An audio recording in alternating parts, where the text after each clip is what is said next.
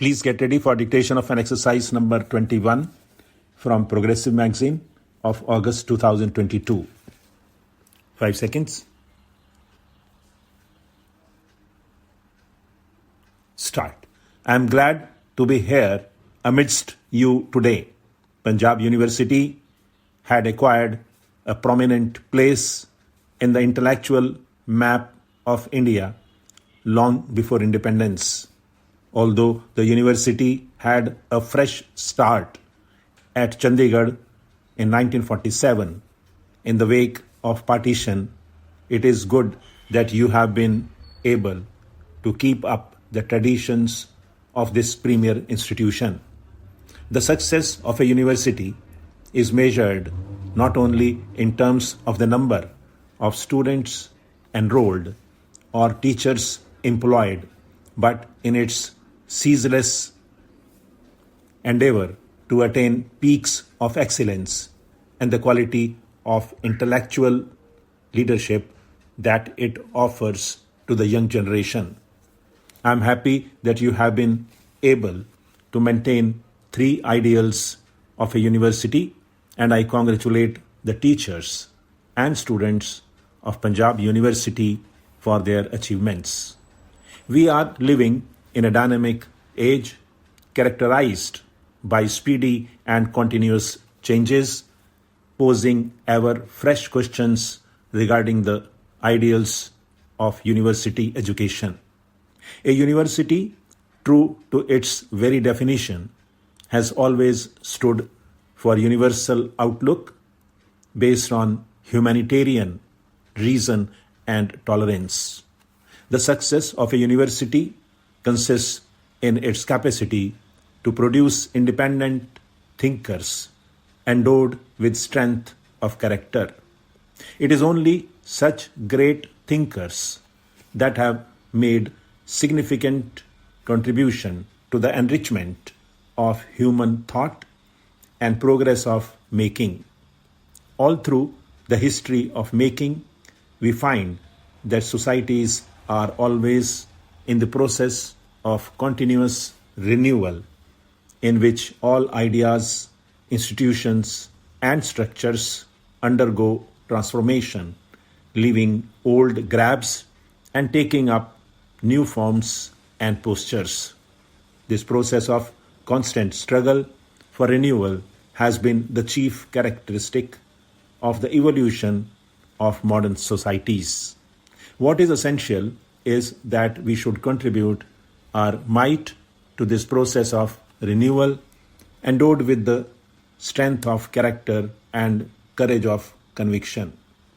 The academic community and institutions of higher learning have a big role to play in providing intellectual leadership to society in this unique struggle in the area of thought. Our universities should have the moral courage and intellectual honesty to assume this leadership.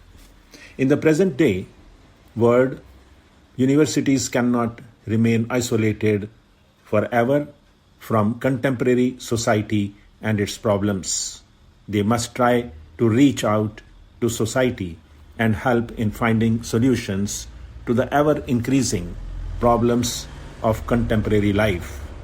This active participation of universities in the life of the community will go a long way in enriching the quality of life of the community at large. We are passing through a time of severe stresses and strains. Some of the social tensions around us today are thrown up by the very process of our own social development. We are decisively moving away from the rigid traditions of a distant past and are on the threshold of an irreversible trend towards new horizons on the road of modernization. Our industry, agriculture, education, health, all are fast developing. Science and technology are slowly but surely becoming a way of our life. And yet emotionally, we are not able to make any decisive break with the past. Our emotional attachments are still conditioned by old traditions.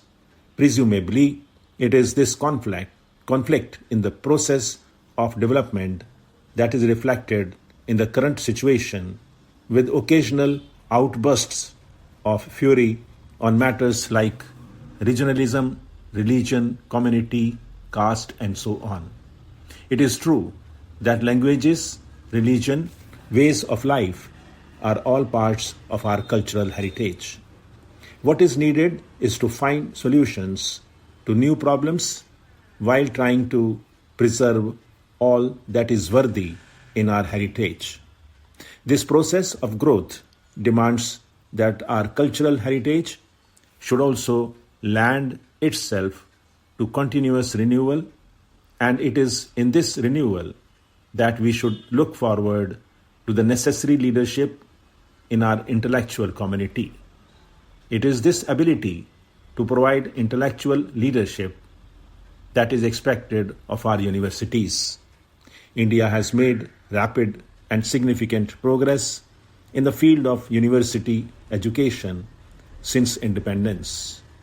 It is a matter of pride for all of us to know that today our scientists, doctors, engineers, and technologists are serving in many parts of the world.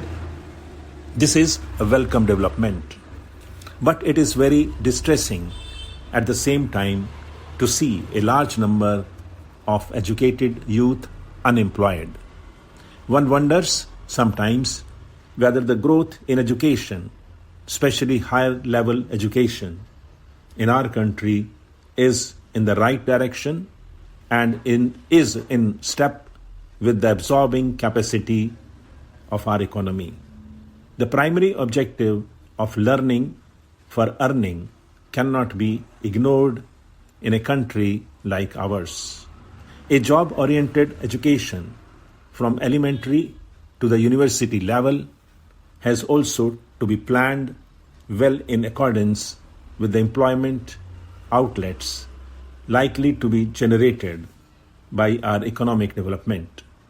The most appropriate education is that which enables the recipient to develop character, strengthen mental faculties, expand intellectual horizons, and enables one to stand on his own feet. Convocations are occasions for happiness and satisfaction for universities, teachers, and students who have reached an important milestone in their lives, but the process of education does not stop with these moments of joy. Every individual keeps learning throughout his life, which benefits society. Stop.